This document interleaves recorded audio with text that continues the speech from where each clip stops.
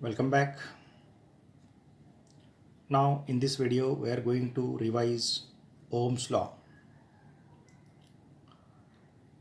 The statement of the Ohm's law is that if the physical state of the conductor remains same, physical state of the conductor means its area of cross section, length, temperature. These factors are known as the physical conditions or physical state of the conductor is remains same. The current flowing through it is directly proportional to the applied potential difference. Means if we increase the potential difference across a conductor, current flowing through it also increases. Now consider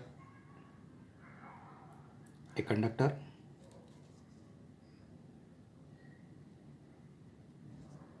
When we apply the potential difference across this conductor is say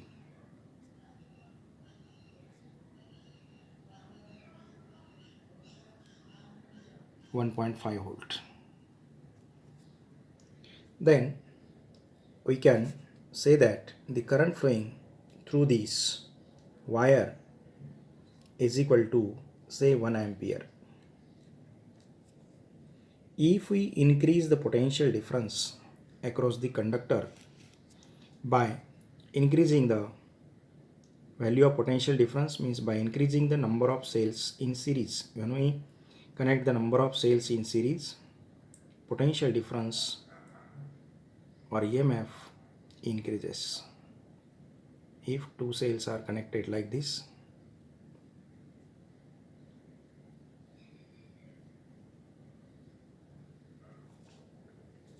say these are the two cells having potential 1.5 volt, 1.5 volt, then potential difference across this conductor becomes 1.5 plus 1.5, 1.5 plus 1.5 means 3 volt. Then current flowing through this conductor becomes 2 ampere.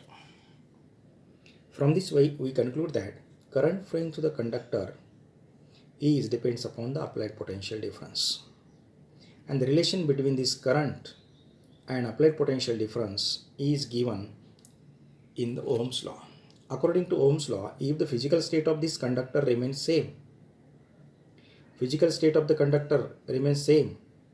then current flowing through this conductor is directly proportional to applied potential difference.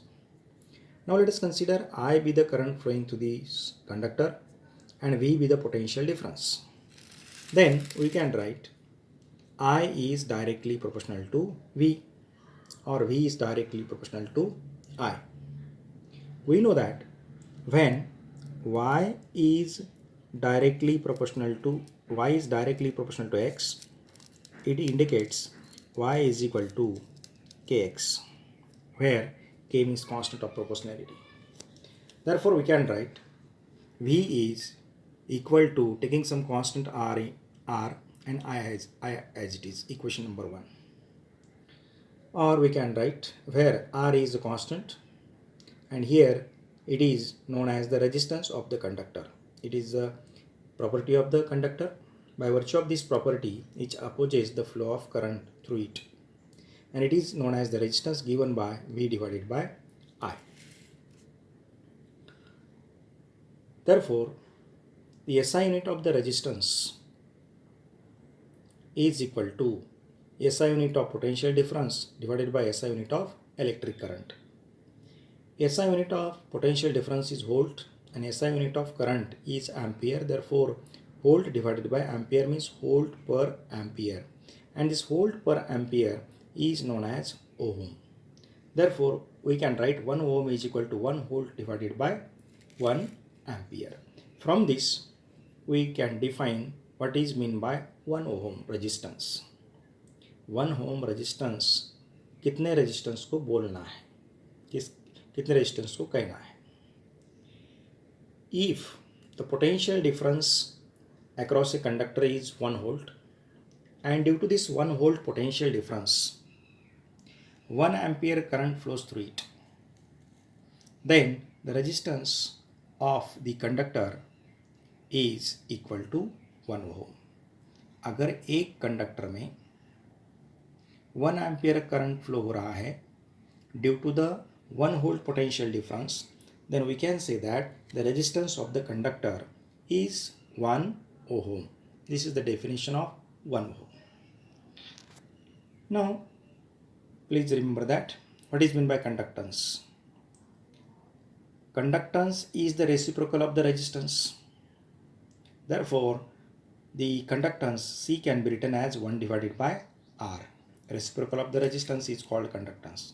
And the SI unit of conductance is per ohm, because unit of resistance is ohm. 1 divided by resistance means 1 divided by ohm. It is called per ohm. Per ohm is the unit of conductance. Thank you.